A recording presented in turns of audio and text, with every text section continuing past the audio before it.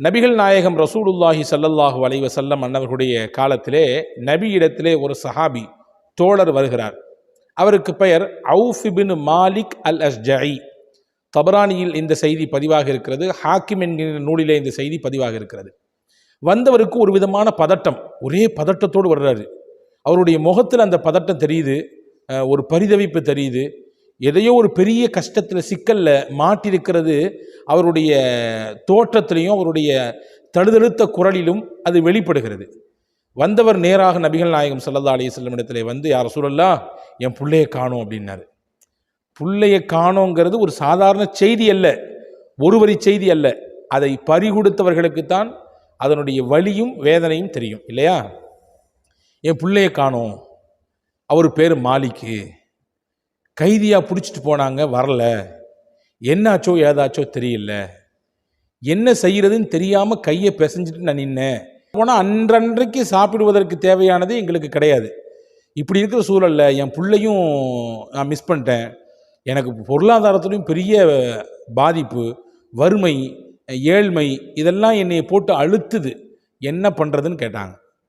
அப்போ ரசூலுல்லாஹி ஸல்லல்லாஹு அலைஹி வஸல்லம் அவர்கள் யதார்த்தமாக இந்த மாதிரியான ஒரு கம்ப்ளைண்ட் போச்சுன்னா நம்ம எப்படி யோசிச்சிருப்போம்?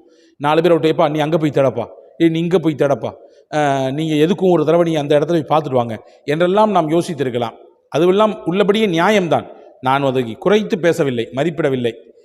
ரசூலுல்லாஹி ஸல்லல்லாஹு அலைஹி வஸல்லம் அங்கே முதல்ல 2 விஷயத்தை சொல்லி கொடுத்தாங்க. முதல்ல ஆன்மீக பயிற்சி கொடுக்குறாங்க. அதை கொடுத்துட்டு அதற்கு பின்னால் நாம் முயற்சிப்போம், அதற்கான அந்த தேடலில் இறங்குவோம், நிச்சயம் அல்லாஹ் வழிகாட்டுவான் என்று கற்றுக் கொடுத்தார்கள். முதல்ல சொன்னாங்க, இத்தகில்லா வஸ்பிர், இது ஒரு சோதனை, இது உனக்கு இறைவன் புறத்திலிருந்து வந்திருக்கக்கூடிய ஒரு நெருக்கடி. முதல்ல இந்த விஷயத்தில் அல்லாஹ்வை பயந்து கொள், தக்வாவோடு இருங்கள், அல்லாஹ்விடத்திலே பொறுமையோடு எதையும் நீங்கள் எதிர்பாருங்கள், நிச்சயமாக பொறுமையாளர்களுடன் அல்லாஹ் இருக்கிறான் என்று சொல்லிட்டு சொன்னாங்க, லா ஹவுல வலா குவத்த இல்லா பில்லாஹில் அலியுல் அதீம். ஒரு அற்புதமான பல நபிமார்கள் சொன்ன ஒரு திக்ர், ஒற்றை வரிதானது. எல்லாருக்குமே மனப்பாடமாக இருக்கும், பலருக்கு மனப்பாடமாக இல்லாதவர்கள் கூட மனனம் செய்வதற்கு ரொம்பவும் இலகுவானது. லா ஹவுல வலா குவத்த இல்லா பில்லாஹில் அலியுல் அதீம் சொன்னாங்க ஸல்லல்லாஹு அலைஹி வஸல்லம். இதை நீங்கள் ஓதுங்க, அல்லாஹ்விடத்திலே நீங்கள் பொறுமையோடு இருந்து பிரார்த்தியுங்கள், அல்லாஹ்வை பயந்துக்குங்க, நிச்சயமாக அல்லாஹ் உங்கள் பிள்ளையை என்ன செய்ய மாட்டான், உங்களை விட்டு பிரிச்சிட மாட்டான், கொண்டு வந்து சேர்த்துருவான். நீங்கள் இழந்தது உங்களுக்கு கிடைக்கும்.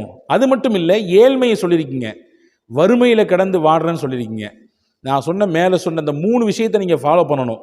தக்குவாவோடு எப்போது நமக்கு இருக்க வேண்டும். தக்குவா என்றால் இழப்பின் சமயத்தில் அல்லது ஏதாவது கஷ்ட சமயத்தில் மட்டும் அப்படி கூலி குறுகி அப்படி முகத்தெல்லாம் ஒரு மாதிரி வச்சுட்டு 2 சொட்டு கண்ணீரை விட்டு அழுதுட்டு அந்த நிலை கடந்த பின்னாடி சாதாரணமாக மாறுறது இல்லை தக்குவா.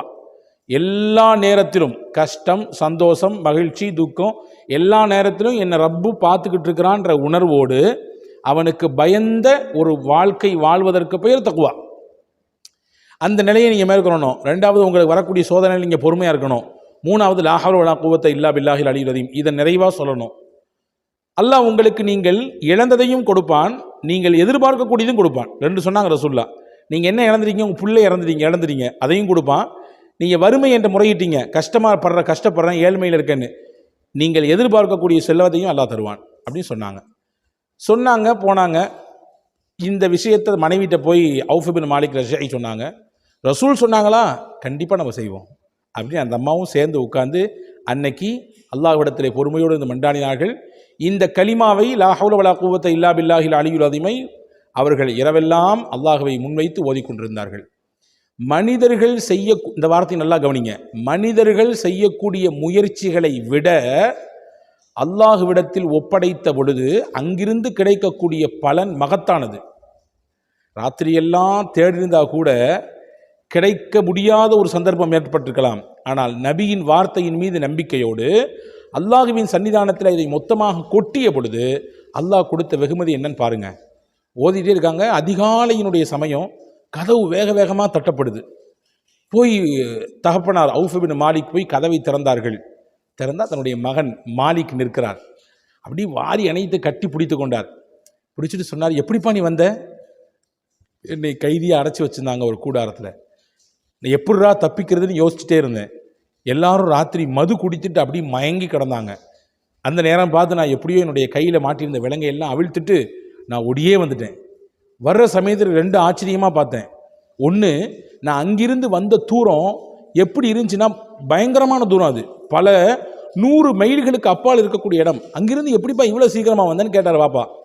இல்லை, நான் என்னைய வரும்பொழுது எப்படி உணர்ந்தேன்னா, ஆகாயத்தில் என்னை அப்படி வேகமாக கடத்தி கொண்டு வர்றது மாதிரி ஒரு கடுமையான வேகத்தில் ஆகாயத்தில் பறந்தால் எப்படி வருவோம் அப்படியான வேகத்தில் என்னை யாரோ அப்படியே கடத்தி கொண்டு வருவதை போன்று உணர்ந்தேன். ஒன்று.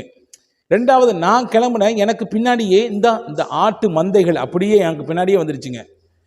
வரலாற்றில் எழுதுகிறார்கள் எத்தனை ஆடுகள் வந்ததென்றால் 4000 ஆடுகள் வந்ததாம். 4000 ஆடுகள். அப்போ அவுஃப் இப்னு மாலிக் சரி வர்ற வரையும் சந்தோஷம், அல்ஹம்துலில்லாஹ் வச்சுக்குவோம் அப்படின்னு சொல்லலை. ரசூலுல்லாஹ்ட்ட போனாங்க.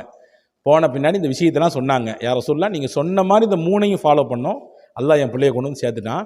இப்போ உங்கள்கிட்ட நாங்கள் வேண்டி நிற்கிறது, இவர் கூட இவ்வளோ ஆடு வந்திருக்குதா, 4000 ஆடு வந்திருக்குது, என்ன பண்ணுறதுன்னு கேட்டாங்க.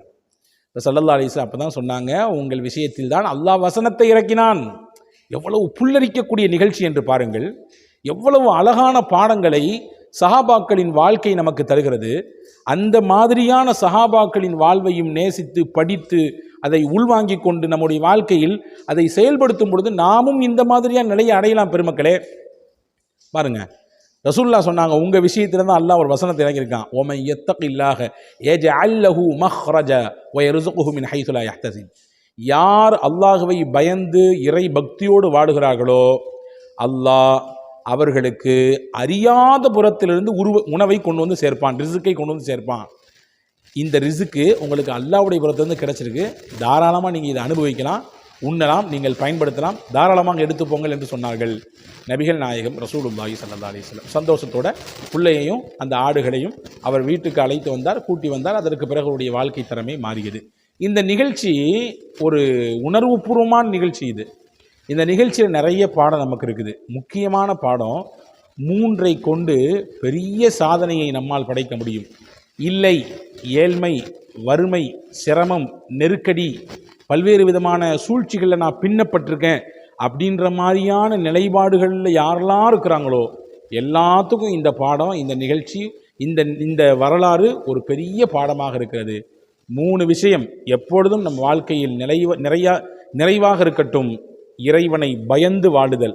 நான் சொல்லிவிட்டேன், இறைவனை பயப்படுவது என்பது நமக்கு சோதனை வர்ற சமயத்தில், கஷ்டம் வர்ற சமயத்தில் மட்டும் அல்லாஹ் அல்லாஹ் அல்லாஹ்னு சொல்கிறது அல்ல, எல்லா நேரத்துலையும் அல்லாஹ் இருக்கான்ற உணர்வோடு வாழ்கிறது. 2வது, ஏற்படுகிற சோதனையில் பொறுமையாக இருப்பது. 3வது, லா ஹவ்ல வலா குவத்த